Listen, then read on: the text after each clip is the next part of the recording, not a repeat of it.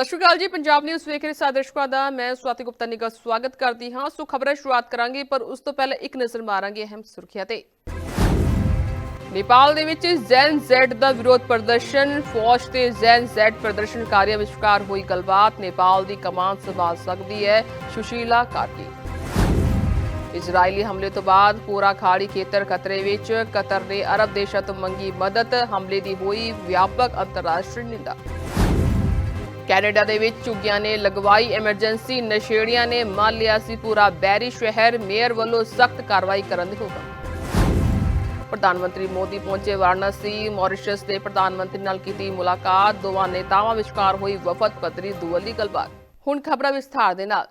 ਨੇਪਾਲ ਦੇ ਵਿੱਚ ਜ਼ੈਨ ਜ਼ੀ ਦਾ ਵਿਰੋਧ ਪ੍ਰਦਰਸ਼ਨ ਜਾਰੀ ਹੈ। ਇਸੇ ਦੌਰਾਨ ਹੀ ਫੌਜ ਤੇ ਜ਼ੈਨ ਜ਼ੀ ਪ੍ਰਦਰਸ਼ਨਕਾਰੀਆਂ ਵਿਚਕਾਰ ਗੱਲਬਾਤ ਹੋਈ ਹੈ। ਇਸ ਨਾਲ ਨੇਪਾਲ ਦੇ ਵਿੱਚ ਅੰਤਰਿਮ ਸਰਕਾਰ ਦੇ ਗਠਨ ਦਾ ਰਸਤਾ ਸਾਫ਼ ਹੁੰਦਾ ਜਾ ਰਿਹਾ ਹੈ। ਫੌਜ ਤੇ ਜ਼ੈਨ ਜ਼ੀ ਪ੍ਰਦਰਸ਼ਨਕਾਰੀਆਂ ਵਿਚਕਾਰ ਹੋਈ ਗੱਲਬਾਤ ਵਿੱਚ 73 ਸਾਲਾ ਸੁਸ਼ੀਲਾ ਕਾਰਕੇ ਦਾ ਨਾਮ ਵੀ ਅੰਤਰਿਮ ਪ੍ਰਧਾਨ ਮੰਤਰੀ ਲਈ ਆਇਆ ਹੈ। ਸੋ ਇਸ ਤੋਂ ਬਾਅਦ ਇਹ ਮੰਨਿਆ ਜਾ ਰਿਹਾ ਹੈ ਕਿ ਸੁਸ਼ੀਲਾ ਕਾਰਕੀ ਨੇਪਾਲ ਦੀ ਅੰਤਰਿਮ ਪ੍ਰਧਾਨ ਮੰਤਰੀ ਹੋ ਸਕਦੀ ਹੈ। ਸੁਸ਼ੀਲਾ ਕਾਰਕੀ ਨੇਪਾਲ ਸੁਪਰੀਮ ਕੋਰਟ ਦੀ ਪਹਿਲੀ ਮਹਿਲਾ ਚੀਫ ਜਸਟਿਸ ਹੈ, ਜੋ ਪਿਛਲੇ ਕਈ ਸਾਲਾਂ ਤੋਂ ਸਰਕਾਰ ਵਿਰੋਧੀ ਪ੍ਰਦਰਸ਼ਨਾਂ ਦਾ ਚਿਹਰਾ ਰਹੀ ਹੈ, ਜਦੋਂ ਕਿ ਉਹਨਾਂ ਨੂੰ ਭ੍ਰਿਸ਼ਟਾਚਾਰ ਵਿਰੁੱਧ ਇੱਕ ਬੁਲੰਦ ਆਵਾਜ਼ ਵੀ ਮੰਨਿਆ ਜਾਂਦਾ ਹੈ। 7 ਜੂਨ 1952 ਨੂੰ ਨੇਪਾਲ ਦੇ ਬਿਰਾਟ ਨਗਰ ਵਿੱਚ ਜਨਮੀ ਸੁਸ਼ੀਲਾ ਕਾਰਕੀ ਦਾ ਵਿਆਹ ਨੇਪਾਲੀ ਕਾਂਗਰਸ ਦੇ ਨੇਤਾ ਦੁਰਗਾ ਪ੍ਰਸਾਦ ਸੁਬੇਦੀ ਨਾਲ ਹੋਇਆ। ਸੁਸ਼ੀਲਾ ਕਾਰਕੀ 11 ਜੁਲਾਈ 2016 ਨੂੰ ਨੇਪਾਲ ਸੁਪਰੀਮ ਕੋਰਟ ਦੀ ਚੀਫ ਜਸਟਿਸ ਬਣੀ। ਇਸੇ ਦੌਰਾਨ ਹੀ ਇੱਕ ਪ੍ਰਦਰਸ਼ਨਕਾਰੀ ਦਾ ਬਿਆਨ ਵੀ ਸਾਹਮਣੇ ਆਇਆ ਹੈ। ਉਸਨੇ ਦੱਸਿਆ ਹੈ ਕਿ ਦੇਸ਼ ਚਲਾਉਣਾ ਆਸਾਨ ਨਹੀਂ ਹੈ, ਇਸ ਲਈ ਸਾਨੂੰ ਅਜਿਹੇ ਵਿਅਕਤੀ ਦੀ ਲੋੜ ਹੈ ਜਿਸ ਕੋਲ ਬਹੁਤ ਤਜਰਬਾ ਹੋਵੇ। ਨੇਪਾਲ ਦੀ ਸਾਬਕਾ ਚੀਫ ਜਸਟਿਸ ਸੁਸ਼ੀਲਾ ਕਾਰਕੀ ਹੀ ਇੱਕੋ ਇੱਕ ਚੰਗਾ ਵਿਕਲਪ ਹੈ। Running country is not a easy thing, so we must need various experience to run a country. So for the right now, we have only one good option, that is Sushila Karki, because she at least know how to run a country, to manage everything until the next election happen. So we at least have to wait. Other leaders have to wait until the next election, because there will be various chances to come up in front of Nepal to lead. But for right now, Sushila Karki is the best, because she know everything to manage countries, and I think she can manage to happen next election very well. ਸੋ ਸੁਸ਼ੀਲਾ ਕਾਰਕੀ ਦੀ ਸਿੱਖਿਆ ਬਾਰੇ ਗੱਲ ਕੀਤੀ ਜਾਏ ਤਾਂ ਉਹਨਾਂ ਨੇ ਆਪਣੀ ਮੁੱਢਲੀ ਸਿੱਖਿਆ ਬਿਰਾਟ ਨਗਰ ਤੋਂ ਹੀ ਪੂਰੀ ਕੀਤੀ, ਜਦੋਂ ਕਿ ਉਹਨਾਂ ਨੇ 1972 ਦੇ ਵਿੱਚ ਬਿਰਾਟ ਨਗਰ ਤੋਂ ਹੀ BA ਕੀਤੀ। ਉਹਨਾਂ ਦੇ ਭਾਰਤ ਸੰਬੰਧ ਬਾਰੇ ਗੱਲ ਕਰੀਏ ਤਾਂ ਉਹਨਾਂ ਨੇ ਆਪਣੀ ਪੋਸਟ ਗ੍ਰੈਜੂਏਸ਼ਨ ਭਾਰਤ ਤੋਂ ਕੀਤੀ ਹੈ। ਇਹ ਮੰਨਿਆ ਜਾਂਦਾ ਹੈ ਕਿ ਇਸ ਤੋਂ ਬਾਅਦ ਉਹਨਾਂ ਨੇ ਨਿਆਇਕ ਆਜ਼ਾਦੀ ਤੋਂ ਬਾਅਦ ਨੇਪਾਲ ਸਰਕਾਰ ਦੇ ਭ੍ਰਿਸ਼ਟਾਚਾਰ ਵਿਰੁੱਧ ਕਈ ਫੈਸਲੇ ਲਏ, ਜਿਸ ਕਾਰਨ ਨੇਪਾਲ ਸਰਕਾਰ ਨੇ ਸਾਲ 2017 ਵਿੱਚ ਸੰਸਦ ਵਿੱਚ ਉਹਨਾਂ ਦੇ ਵਿਰੁੱਧ ਮਹਾਦੋਸ਼ ਪ੍ਰਸਤਾਵ ਪੇਸ਼ ਕੀਤਾ, ਪਰ ਜਨਤਾ ਸੜਕਾਂ ਤੇ ਨਿਕਲ ਆਈ ਤੇ ਉਹਨਾਂ ਦੀ ਸੇਵਾ ਮੁਕਤੀ ਤੋਂ ਇੱਕ ਦਿਨ ਪਹਿਲਾਂ ਮਹਾਦੋਸ਼ ਪ੍ਰਸਤਾਵ ਵਾਪਸ ਲੈ ਲਿਆ ਗਿਆ। ਉਦੋਂ ਤੋਂ ਉਹ ਨੇਪਾਲ ਦੇ ਵਿੱਚ ਭ੍ਰਿਸ਼ਟਾਚਾਰ ਦੇ ਵਿਰੋਧ ਦਾ ਚਿਹਰਾ ਬਣ ਗਏ ਨੇ। ਇਹੀ ਕਾਰਨ ਹੈ ਕਿ ਉਹ ਨੇਪਾਲ ਦੇ ਜ਼ੈਨ ਜ਼ੈਡ ਵਿੱਚ ਵੀ ਪ੍ਰਸਿੱਧ ਨੇ। ਕਤਰ ਦੀ ਰਾਜਧਾਨੀ ਦੋਹਾ ਤੇ ਇਜ਼ਰਾਈਲ ਦੇ ਹਵਾਈ ਹਮਲੇ ਨੇ ਪੂਰੇ ਮੱਧ ਪੂਰਬ ਨੂੰ ਇੱਕ ਵੱਡੇ ਸੰਕਟ ਵਿੱਚ ਧੱਕ ਦਿੱਤਾ ਹੈ। ਦਰਅਸਲ ਕਤਰ ਦੇ ਪ੍ਰਧਾਨ ਮੰਤਰੀ ਨੇ ਇਜ਼ਰਾਈਲ ਦੀਆਂ ਕਾਰਵਾਈਆਂ ਨੂੰ ਰੋਕਣ ਦੇ ਲਈ ਅਰਬ ਦੇਸ਼ਾਂ ਤੋਂ ਸਮੂਹਿਕ ਜਵਾਬ ਦੀ ਅਪੀਲ ਕੀਤੀ ਹੈ। ਉਹਨਾਂ ਚੇਤਾਵਨੀ ਦਿੱਤੀ ਹੈ ਕਿ ਜੇਕਰ ਅਜਿਹਾ ਨਾ ਕੀਤਾ ਗਿਆ ਤਾਂ ਪੂਰਾ ਖਾੜੀ ਖੇਤਰ ਖਤਰੇ ਵਿੱਚ ਹੈ। ਇਜ਼ਰਾਈਲ ਨੇ ਦੋਹਾ ਦੇ ਵਿੱਚ ਹਮਾਸ ਦੇ ਆਗੂਆਂ ਦੀ ਇੱਕ ਬੈਠਕ ਨੂੰ ਨਿਸ਼ਾਨਾ ਬਣਾਇਆ, ਜਿੱਥੇ ਉਹ ਗਾਜ਼ਾ ਜੰਗਬੰਦੀ ਯੋਜਨਾ ਤੇ ਚਰਚਾ ਕਰ ਰਹੇ ਸਨ। ਇਸ ਹਮਲੇ ਵਿੱਚ ਕਤਰ ਦੇ 2 ਸੁਰੱਖਿਆ ਅਧਿਕਾਰੀ ਅਤੇ ਹਮਾਸ ਦੇ 5 ਮੈਂਬਰ ਮਾਰੇ ਗਏ, ਜਿਸ ਵਿੱਚ ਖਲੀਲ ਅਲ ਯਹਾ ਦਾ ਪੁੱਤਰ ਵੀ ਸ਼ਾਮਲ ਸੀ। ਮੁੱਖ ਹਮਾਸ ਆਗੂ ਇਸ ਹਮਲੇ ਵਿੱਚ ਬਚ ਗਏ। ਸੋ ਇਜ਼ਰਾਈਲ ਨੇ ਹਮਲੇ ਦਾ ਕਾਰਨ ਅਤਵਾਦੀਆਂ ਨੂੰ ਪਨਾਹ ਦੇਣ ਨੂੰ ਦੱਸਿਆ, ਜਿਸ ਤੇ ਕਤਰ ਨੇ ਸਖਤ ਇਤਰਾਜ਼ ਜਤਾਇਆ। ਕਤਰ ਨੇ ਸਪਸ਼ਟ ਕੀਤਾ ਹੈ ਕਿ ਹਮਾਸ ਦਾ ਦਫ਼ਤਰ ਅਮਰੀਕਾ ਤੇ ਇਜ਼ਰਾਈਲ ਦੀ ਬੇਨਤੀ ਤੇ ਵਿਚੋਲਗੀ ਦੀ ਪ੍ਰਕਿਰਿਆ ਦੇ ਹਿੱਸੇ ਵਜੋਂ ਖੋਲ੍ਹਿਆ ਗਿਆ ਸੀ। ਦੂਸਰੇ ਪਾਸੇ ਸੰਯੁਕਤ ਅਰਬ ਅਮੀਰਾਤ, ਕੁਵੈਤ, ਜਾਰਡਨ ਅਤੇ ਸਾਊਦੀ ਅਰਬ ਦੇ ਆਗੂਆਂ ਨੇ ਦੋਹਾ ਵਿੱਚ ਮੁਲਾਕਾਤ ਕੀਤੀ ਹੈ ਅਤੇ ਕਤਰ ਦੇ ਨਾਲ ਆਪਣੀ ਏਕਤਾ ਦਾ ਪ੍ਰਗਟਾਵਾ ਕੀਤਾ। UAE ਦੇ ਰਾਸ਼ਟਰਪਤੀ ਨੇ ਇਸ ਹਮਲੇ ਨੂੰ ਅਪਰਾਧਿਕ ਕਿਹਾ, ਜਦੋਂ ਕਿ ਸਾਊਦੀ ਕਰਾਊਨ ਪ੍ਰਿੰਸ ਮੁਹੰਮਦ ਬਿਨ ਸਲਮਾਨ ਨੇ ਕਿਹਾ ਕਿ ਅਰਬ ਇਸਲਾਮੀ ਅਤੇ ਅੰਤਰਰਾਸ਼ਟਰੀ ਕਾਰਵਾਈ ਦੀ ਲੋੜ ਹੈ। ਫਰਾਂਸ ਦੇ ਰਾਸ਼ਟਰਪਤੀ ਇਮੈਨੂਅਲ ਮੈਕਰੋਨ ਨੇ ਕਤਰ ਦੀ ਪ੍ਰਭੂਸੱਤਾ ਅਤੇ ਸੁਰੱਖਿਆ ਲਈ ਆਪਣੀ ਵਚਨਬੱਧਤਾ ਦੁਹਰਾਈ। ਭਾਰਤੀ ਪ੍ਰਧਾਨ ਮੰਤਰੀ ਨਰਿੰਦਰ ਮੋਦੀ ਨੇ ਵੀ ਕਤਰ ਦੇ ਪ੍ਰਧਾਨ ਮੰਤਰੀ ਨਾਲ ਫੋਨ ਤੇ ਗੱਲਬਾਤ ਕੀਤੀ ਅਤੇ ਪਹਿਲੀ ਵਾਰ ਇਜ਼ਰਾਈਲ ਦੀ ਕਾਰਵਾਈ ਦੀ ਖੁੱਲ੍ਹ ਕੇ ਨਿੰਦਾ ਕੀਤੀ। ਦੂਸਰੇ ਪਾਸੇ ਲੈਬਨਾਨ ਦੇ ਹਿਜਬੁੱਲਾ ਨੇਤਾ ਨੇ ਇਸ ਹਮਲੇ ਨੂੰ ਖਾੜੀ ਦੇਸ਼ਾਂ ਲਈ ਇੱਕ ਚੇਤਾਵਨੀ ਦੱਸਿਆ ਅਤੇ ਇਜ਼ਰਾਈਲ ਤੇ ਵਿਸਥਾਰਵਾਦ ਦਾ ਦੋਸ਼ ਲਗਾਇਆ। ਸੋ ਇਹ ਸਥਿਤੀ ਮੱਧ ਪੂਰਬ ਦੇ ਵਿੱਚ ਤਣਾਅ ਨੂੰ ਹੋਰ ਵਧਾਉਂਦੀ ਹੈ ਅਤੇ ਖੇਤਰ ਵਿੱਚ ਸ਼ਾਂਤੀ ਦੀਆਂ ਸੰਭਾਵਨਾਵਾਂ ਨੂੰ ਕਮਜ਼ੋਰ ਕਰਦੀ ਹੈ। ਗਾਜ਼ਾ ਦੇ ਵਿੱਚ ਇਜ਼ਰਾਈਲੀ ਹਮਲੇ ਜਾਰੀ ਨੇ, ਜਿਸ ਨਾਲ ਪਹਿਲਾਂ ਹੀ ਭਾਰੀ ਜਾਨੀ ਨੁਕਸਾਨ ਹੋ ਚੁੱਕਿਆ ਹੈ। ਇਸ ਸੰਕਟ ਨੇ ਅਮਰੀਕਾ ਲਈ ਵੀ ਇੱਕ ਦੁਬਿਧਾ ਪੈਦਾ ਕਰ ਦਿੱਤੀ ਹੈ, ਕਿਉਂਕਿ ਉਹਨਾਂ ਦੇ ਸਭ ਤੋਂ ਵੱਡੇ ਫੌਜੀ ਅੱਡੇ ਵਾਲੇ ਖੇਤਰ ਵਿੱਚ ਹੀ ਇਹ ਹਮਲਾ ਹੋਇਆ। ਕੈਨੇਡੀਅਨ ਸ਼ਹਿਰਾਂ ਦੇ ਵਿੱਚ ਝੁੱਗੀਆਂ ਦੀ ਲਗਾਤਾਰ ਵੱਧਦੀ ਗਿਣਤੀ ਤੋਂ ਕੈਨੇਡੀਅਨ ਸ਼ਹਿਰਾਂ ਵਿੱਚ ਝੁੱਗੀਆਂ ਦੀ ਲਗਾਤਾਰ ਵੱਧਦੀ ਗਿਣਤੀ ਤੋਂ ਲੋਕ ਤੰਗ ਆ ਚੁੱਕੇ ਨੇ ਅਤੇ ਬੈਰੀ ਸ਼ਹਿਰ ਦੇ ਮੇਅਰ ਨੇ ਇਸ ਨਾਮੁਰਾਦ ਸਮੱਸਿਆ ਦੇ ਮੱਦੇਨਜ਼ਰ ਐਮਰਜੈਂਸੀ ਦਾ ਐਲਾਨ ਕਰ ਦਿੱਤਾ ਹੈ। ਮੇਅਰ ਐਲੈਕਸ ਨਟਨ ਨੇ ਕਿਹਾ ਹੈ ਕਿ ਬੈਰੀ ਵਾਸੀਆਂ ਦੇ ਬਰਦਾਸ਼ਤ ਦਾ ਬੰਨ ਟੁੱਟ ਚੁੱਕਿਆ ਹੈ। ਥਾਂ-ਥਾਂ ਤੇ ਨਜ਼ਰ ਆਉਂਦੀਆਂ ਝੁੱਗੀਆਂ ਜਿੱਥੇ ਸੁਰੱਖਿਆ ਚਿੰਤਾਵਾਂ ਵਧਾ ਰਹੀਆਂ ਨੇ, ਉੱਥੇ ਹੀ ਨਸ਼ਿਆਂ ਦੀ ਓਵਰਡੋਜ਼ ਦੇ ਨਾਲ ਹੋਣ ਵਾਲੀਆਂ ਮੌਤਾਂ ਦਾ ਸੰਕਟ ਮੰਡਰਾ ਰਿਹਾ ਹੈ। ਸਰਕਾਰੀ ਥਾਵਾਂ ਤੇ ਲੱਗੇ ਤੰਬੂ ਨਾ ਸਿਰਫ ਗੰਦ ਪੈਣ ਕਾਰਨ ਬਣ ਰਹੇ ਨੇ, ਸਗੋਂ ਜਲ ਸਰੋਤਾਂ ਵਿੱਚ ਖਤਰਨਾਕ ਈ ਕੋਲਾਈ ਬੈਕਟੀਰੀਆ ਮਿਲਣ ਦੀਆਂ ਰਿਪੋਰਟਾਂ ਵੀ ਸਾਹਮਣੇ ਆਈਆਂ ਨੇ। Judges are superseding everyday bylaws. The cities have enacted to create and maintain order. The Barrie Police Department operates as an arm's-length police service overseeing law enforcement, or the lack thereof, being told by the justice system that it's a waste of time to enforce drug possession or drug use laws. This because often those same judges just mentioned throw the cases out and warn the prosecutors to steer away from such charges. While I support the county's plan to deliver new space and the Heart Hub, we have all simply run out of time. The City of Barrie does not have control over this emergency until now. Today I'm announcing that I've declared a state of emergency in the City of Barrie, as I requested the former administration to do. While we wait for the county's long-term plan to be implemented, the City of Barrie is immediately instituting the state of emergency to reclaim our streets, our boulevards, our parks, our squares, our feeling of safety, and our order. While this order will not appoint federal judges that protect the rights of citizenry to live in a free and lawful society, it will address the problem from the ground up. Barrie City Council has already done so much. In 2023, we provide an additional $1.65 million, increasing our funding to local social service agencies. Also in 2023, we ended the prisoner drop-off program in downtown Barrie that left individuals in our downtown from around the province of Ontario when they left incarceration at Penetang. In 2025, with the help of our police resources, and I see our Deputy Chief here today, Deputy, we funded an additional 17 officers to enforce the law right here in our downtown centre. Also, just a couple of weeks ago, we created an additional 55 affordable and supportive housing units, with many more to be approved in the coming months. ਦੱਸ ਦੇਣਾ ਚਾਹਾਂਗੇ ਕਿ mayor ਦੇ ਐਲਾਨ ਦੇ ਵਿੱਚ ਇੱਕ task force ਗਠਨ ਕਰਨ ਦਾ ਜ਼ਿਕਰ ਵੀ ਕੀਤਾ ਗਿਆ, ਜਿਸ ਰਾਹੀਂ ਤੰਬੂਆਂ ਵਿੱਚ ਨਸ਼ਿਆਂ ਦੀ ਵਰਤੋਂ ਨੂੰ ਠੱਲ ਪਾਈ ਜਾ ਸਕੇਗੀ। ਮੇਅਰ ਵੱਲੋਂ ਸਿਮਕੋ ਕਾਉਂਟੀ ਨੂੰ ਅਪੀਲ ਕੀਤੀ ਗਈ ਹੈ ਕਿ ਰਹਿਣ ਬਸੇਰਿਆਂ ਦਾ ਘੇਰਾ ਵਧਾਇਆ ਜਾਵੇ ਅਤੇ ਫੈਡਰਲ ਤੇ ਸੂਬਾ ਸਰਕਾਰ ਤੋਂ ਵੀ ਵਧੇਰੇ ਫੰਡਸ ਦੀ ਮੰਗ ਕੀਤੀ ਜਾ ਰਹੀ ਹੈ।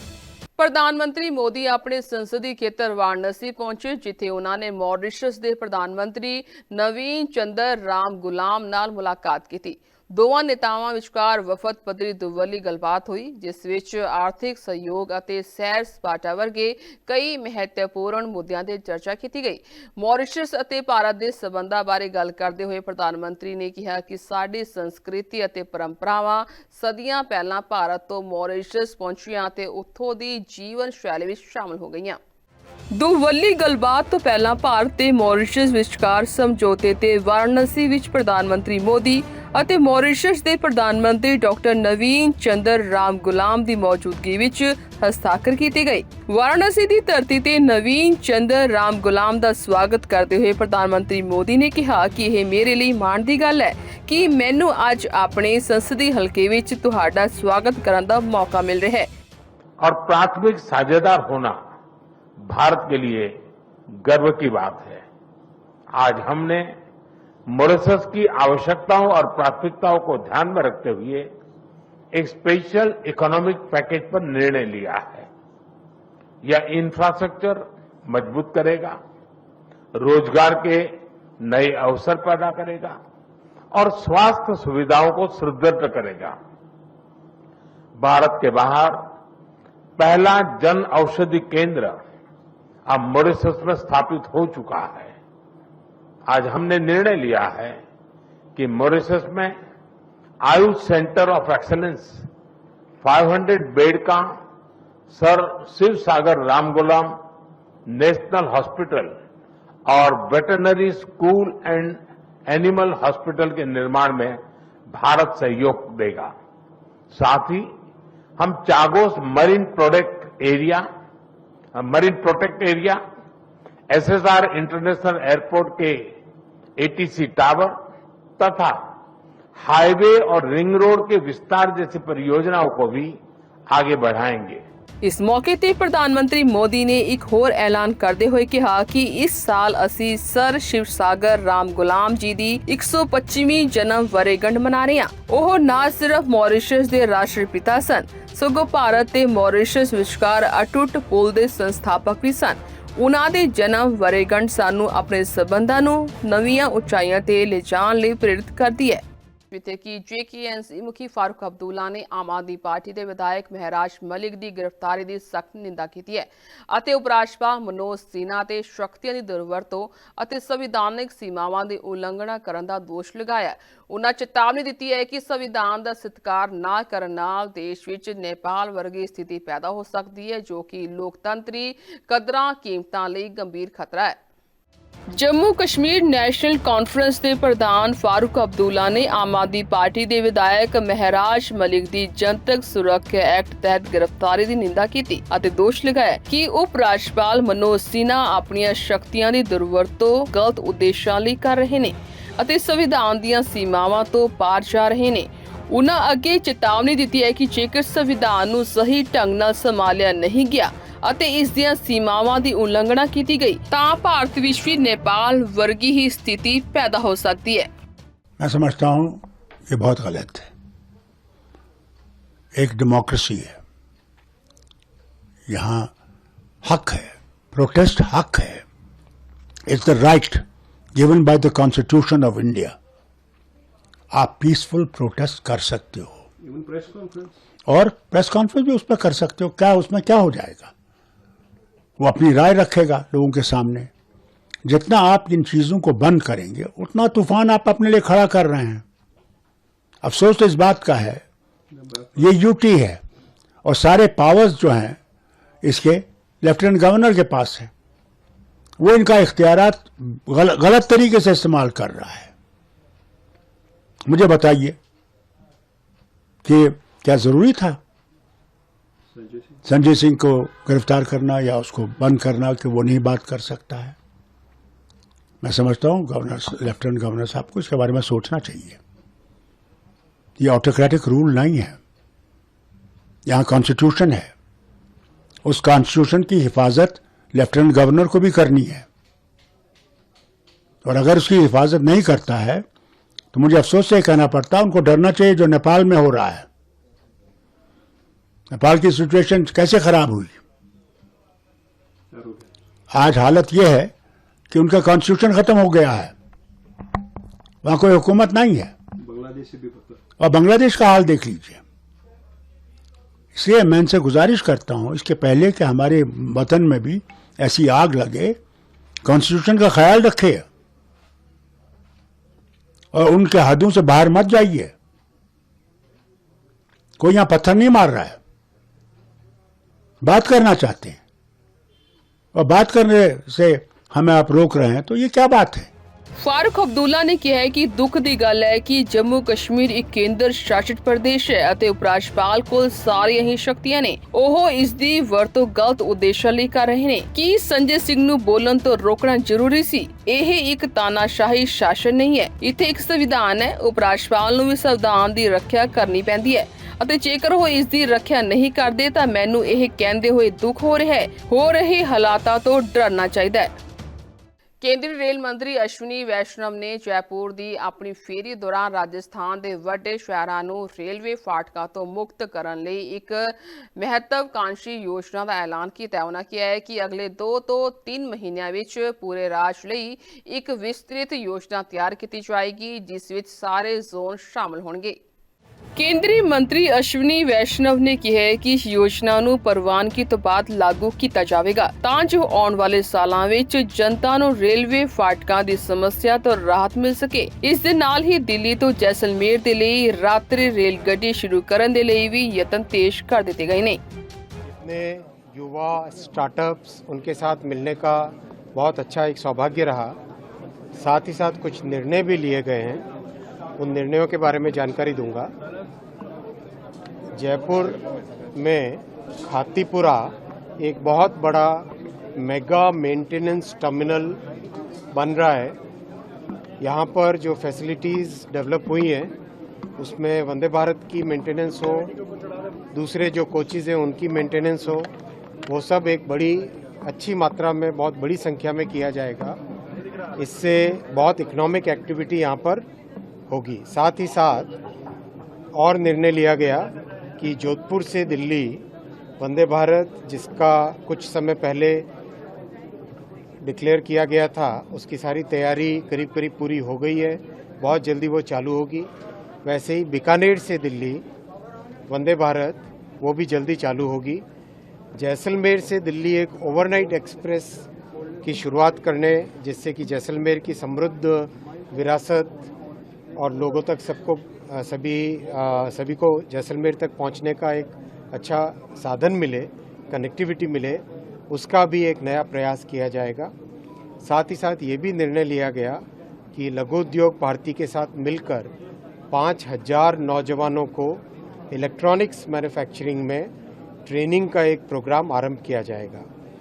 जयपुर के सभी निवासियों से एक निवेदन भी किया है आज कि जयपुर में हमारे बहुत सारे जो स्टेशंस हैं, उन स्टेशंस के नाम में क्या हम जयपुर नाम जोड़ें, जिससे कि बाहर से आने वाले यात्रियों को उनको भी एक जान के आसान अच्छे तरह से जान सके। एग्जाम्पल के तौर पे जैसे गांधीनगर है तो क्या उसे जयपुर गांधीनगर का नाम दिया जाए, जिससे कि गांधीनगर ये गुजरात का है या राजस्थान का है वो स्पष्ट हो सके।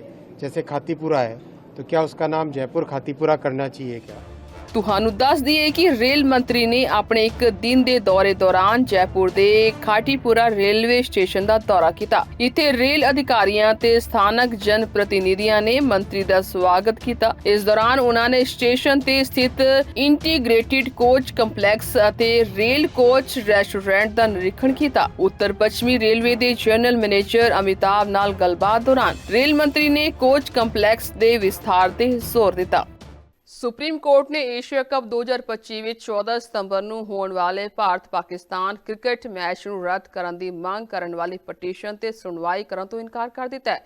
ਦਰਅਸਲ ਸੁਪਰੀਮ ਕੋਰਟ ਨੇ ਕਿਹਾ ਹੈ ਕਿ ਇਹ ਇੱਕ ਮੈਚ ਹੈ, ਇਸ ਨੂੰ ਹੋਣ ਦਿਓ। ਮੈਚ ਇਸ ਐਤਵਾਰ ਨੂੰ ਹੈ। ਹੁਣ ਕੀ ਕੀਤਾ ਜਾ ਸਕਦਾ ਹੈ? ਸੋ ਪਟੀਸ਼ਨ ਕਰਤਾ ਨੇ ਸੁਪਰੀਮ ਕੋਰਟ ਤੋਂ ਜਲਦੀ ਸੁਣਵਾਈ ਦੀ ਮੰਗ ਕੀਤੀ ਸੀ, ਪਰ ਅਦਾਲਤ ਨੇ ਇਸ ਨੂੰ ਟਾਲ ਦਿੱਤਾ। ਦਰਅਸਲ ਉਰਵਸ਼ੀ ਜੈਨ ਦੀ ਅਗਵਾਈ ਵਿੱਚ 4 ਕਾਨੂੰਨ ਦੇ ਵਿਦਿਆਰਥੀਆਂ ਨੇ ਇਹ ਜਨਹਿਤ ਪਟੀਸ਼ਨ ਦਾਇਰ ਕੀਤੀ। ਇਸ ਵਿੱਚ ਕਿਹਾ ਗਿਆ ਹੈ ਕਿ ਪਹਿਲਗਾਮ ਦੇ ਵਿੱਚ ਅਤਵਾਦੀ ਹਮਲੇ ਅਤੇ ਆਪਰੇਸ਼ਨ ਸਿੰਦੂਰ ਤੋਂ ਬਾਅਦ ਪਾਕਿਸਤਾਨ ਦੇ ਨਾਲ ਕ੍ਰਿਕਟ ਮੈਚ ਕਰਵਾਉਣਾ ਰਾਸ਼ਟਰੀ ਮਾਣ ਅਤੇ ਜਨਤਕ ਭਾਵਨਾਵਾਂ ਦੇ ਵਿਰੁੱਧ ਸੰਦੇਸ਼ ਦਿੰਦਾ ਹੈ। ਦੂਸਰੇ ਪਾਸੇ 14 ਸਤੰਬਰ ਨੂੰ ਸ਼ੁਰੂ ਹੋਣ ਵਾਲੇ ਇਸ ਮੈਚ ਨੂੰ ਲੈ ਕੇ ਵੀ ਰਾਜਨੀਤੀ ਸ਼ੁਰੂ ਹੋ ਗਈ ਹੈ। ਸ਼ਿਵ ਸੈਨਾ ਦੇ ਨੇਤਾ ਤੇ ਰਾਜ ਸਭਾ ਮੈਂਬਰ ਸੰਜੇ ਰਾਉਤ ਨੇ ਇਸ ਮੈਚ ਤੇ ਨਾਰਾਜ਼ਗੀ ਪ੍ਰਗਟ ਕੀਤੀ ਹੈ ਅਤੇ ਇੱਕ ਪ੍ਰੈਸ ਕਾਨਫਰੰਸ ਵਿੱਚ ਕਿਹਾ ਹੈ ਕਿ ਅਸੀਂ ਇਸ ਮੈਚ ਦਾ ਵਿਰੋਧ ਕਰਾਂਗੇ। ਅਸੀਂ ਵਿਰੋਧ ਵਜੋਂ ਸਿੰਦੂਰ ਰੱਖਿਆ ਅਭਿਆਨ ਚਲਾਵਾਂਗੇ। ਇਸ ਦੌਰਾਨ ਔਰਤਾਂ ਸੜਕਾਂ ਤੇ ਵਿਰੋਧ ਪ੍ਰਦਰਸ਼ਨ ਕਰਨਗੀਆਂ। बात ऐसी है भाई, अब तक ऑपरेशन सिंदूर खत्म नहीं हुआ है, चल रहा है। अब तक हमारी जो महिलाएं हैं 26 माता बहनें हैं, उनका सिंदूर पहलगाम में उजाड़ गया है। हाँ, उनकी वेदना, उनका दुख, उतना उनका आक्रोश खत्म नहीं हुआ। आज भी वो लोग सदमे में। और आप लोग पाकिस्तान के साथ उधर अबू धाबी में क्रिकेट खेलने जा रहे हैं। ये निर्लज्जता है, ये देशद्रोह है, सीधा मैं बोल रहा हूं। मेरा सवाल भारतीय जनता पार्टी से है, सरकार से नहीं। मेरा सवाल विश्व हिंदू परिषद से है, मेरा सवाल राष्ट्रीय स्वयंसेवक संघ से है, बजरंग दल से है। क्या आपकी कोई भूमिका इस बारे में है या नहीं? सरकार कुछ भी कहेंगी, यह अंतर्राष्ट्रीय मामला है या ये जागतिक मामला है। अरे जागतिक मामला है तो जागतिक वर्ल्ड देखेगा। भारत में 26 लोग मारे गए हैं पाकिस्तान की तरफ से, और आपने कहा था पाकिस्तान के साथ किसी भी प्रकार का रिश्ता हम नहीं रखेंगे। आपने कहा था पानी और खून एक साथ नहीं बहेगा। पानी और खून एक साथ नहीं बहेगा तो खून और क्रिकेट एक साथ कैसा चलेगा? कैसा चलेगा? पूरा देश खून से लथपथ हुआ था उस दिन। हाँ, तो ये क्या है? तो हम शिवसेना, उद्धव बाला साहब ठाकरे, हमने ये निर्णय लिया है, हम इस भारत पाकिस्तान क्रिकेट का जो मैच हो रहा है अबू धाबी में, हम उसका विरोध करेंगे। हमारी महिलाएं सड़क पर आएगी, और जो हमारा एक अभियान है, वो अभियान इस तरह से है कि सिंदूर रक्षा अभियान, मराठी में माझं कुंकू माझा देश, मेरा सिंदूर मेरा देश। ਦੱਸ ਦਈਏ ਕਿ ਸੁਪਰੀਮ ਕੋਰਟ ਨੇ ਭਾਰਤ ਤੇ ਪਾਕਿਸਤਾਨ ਵਿਚਾਲੇ ਦੁਬਈ ਇੰਟਰਨੈਸ਼ਨਲ ਕ੍ਰਿਕਟ ਸਟੇਡੀਅਮ ਵਿੱਚ 14 ਸਤੰਬਰ ਨੂੰ ਹੋਣ ਵਾਲੇ ਏਸ਼ੀਆ ਕੱਪ ਕ੍ਰਿਕਟ ਮੈਚ ਨੂੰ ਰੱਦ ਕਰਨ ਦੀ ਮੰਗ ਕਰਨ ਵਾਲੀ ਪਟੀਸ਼ਨ ਤੇ ਤੁਰੰਤ ਸੂਚੀ ਦੇਣ ਤੋਂ ਇਨਕਾਰ ਕਰ ਦਿੱਤਾ ਹੈ। ਇੱਕ ਵਕੀਲ ਨੇ ਜਸਟਿਸ ਜੇ.ਕੇ. ਮਹੇਸ਼ਵਰੀ ਅਤੇ ਬੀ.ਜੇ. ਬਿਸ਼ਨੋਈ ਦੀ ਬੈਂਚ ਦੇ ਸਾਹਮਣੇ ਵਿਜੇ ਬਿਸ਼ਨੋਈ ਦੀ ਬੈਂਚ ਦੇ ਸਾਹਮਣੇ ਮਾਮਲੇ ਦਾ ਜ਼ਿਕਰ ਕੀਤਾ। ਸੋ ਵਕੀਲ ਨੇ ਬੈਂਚ ਨੂੰ ਇਸ ਮਾਮਲੇ ਤੇ ਤੁਰੰਤ ਸੂਚੀ ਦੇਣ ਦੀ ਅਪੀਲ ਕੀਤੀ ਤਾਂ ਬੈਂਚ ਨੇ ਕਿਹਾ ਕਿ ਕੀ ਇਹ ਜ਼ਰੂਰੀ ਹੈ? ਇਹ ਇੱਕ ਮੈਚ ਹੈ, ਇਸ ਨੂੰ ਹੋਣ ਦਿਓ। 2 ਵਾਰ ਦੀ ਓਲੰਪਿਕ ਮੈਡਲਿਸਟ ਪੀਵੀ ਸਿੰਧੂ 2 ਵਾਰ ਦੀ ਓਲੰਪਿਕ ਮੈਡਲਿਸਟ ਪੀਵੀ ਸਿੰਧੂ ਪਹਿਲੇ ਦੌਰ ਵਿੱਚ ਹਾਰਨ ਤੋਂ ਬਾਅਦ ਹਾਂਗਕਾਂਗ ਓਪਨ ਸੁਪਰ 500 ਤੋਂ ਬਾਹਰ ਹੋ ਗਈ ਹੈ। ਉਹ ਡੈਨਮਾਰਕ ਦੀ ਲਾਈਨ ਕ੍ਰਿਸਟੋਫਰਸਨ ਦੁਬਾਰਾ ਲਾਸਟ ਐਟ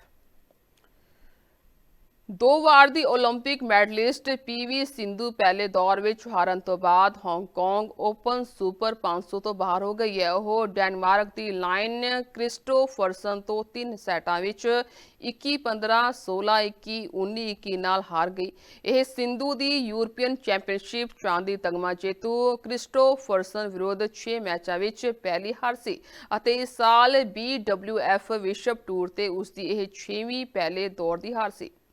ਦੱਸ ਦਈਏ ਕਿ ਸਿੰਧੂ ਨੇ ਜ਼ੋਰਦਾਰ ਸ਼ੁਰੂਆਤ ਕੀਤੀ ਅਤੇ ਪਹਿਲਾ ਗੇਮ 21-15 ਨਾਲ ਜਿੱਤਿਆ, ਪਰ ਕ੍ਰਿਸਟੋਫਰਸਨ ਨੇ ਦੂਸਰੇ ਗੇਮ ਦੇ ਵਿੱਚ ਵਾਪਸੀ ਕੀਤੀ ਅਤੇ ਦੂਸਰਾ ਗੇਮ 16-21 ਨਾਲ ਜਿੱਤਿਆ। ਫੈਸਲਾਕੁਨ ਅਤੇ ਤੀਸਰਾ ਗੇਮ ਇੱਕ ਰੋਮਾਂਚਕ ਮੁਕਾਬਲੇ ਵਿੱਚ ਬਦਲ ਗਿਆ ਅਤੇ ਸਕੋਰ 19-19 ਤੱਕ ਪਹੁੰਚ ਗਿਆ, ਪਰ ਡੈਨਿਸ਼ ਖਿਡਾਰਨ ਸੰਜਮ ਬਣਾਈ ਰੱਖਣ ਅਤੇ ਸਿੰਧੂ ਤੇ ਆਪਣੀ ਪਹਿਲੀ ਜਿੱਤ ਦਰਜ ਕਰਨ ਵਿੱਚ ਕਾਮਯਾਬ ਰਹੀ। ਪੀਵੀ ਸਿੰਧੂ ਤੋਂ ਇਲਾਵਾ ਅਨੁਪਮਾ ਉਪਾਧਿਆਏ ਵੀ ਮਹਿਲਾ ਸਿੰਗਲਸ ਵਰਗ ਵਿੱਚ ਚੌਥਾ ਦਰਜਾ ਪ੍ਰਾਪਤ ਜਾਪਾਨ ਦੀ ਟੋਮੋਕਾ ਮਿਆਜ਼ਾਕੀ ਤੋਂ 17-21, 22-20, 14-21 ਨਾਲ ਹਾਰ ਕੇ ਟੂਰਨਾਮੈਂਟ ਤੋਂ ਬਾਹਰ ਹੋ ਗਈ। ਦੂਸਰੇ ਪਾਸੇ ਭਾਰਤੀ ਪੁਰਸ਼ ਸਿੰਗਲ ਖਿਡਾਰੀਆਂ ਨੇ ਹਾਂਗਕਾਂਗ ਵਿਖੇ ਸ਼ੁਰੂਆਤੀ ਦੌਰ ਵਿੱਚ ਸਫਲਤਾ ਪ੍ਰਾਪਤ ਕੀਤੀ।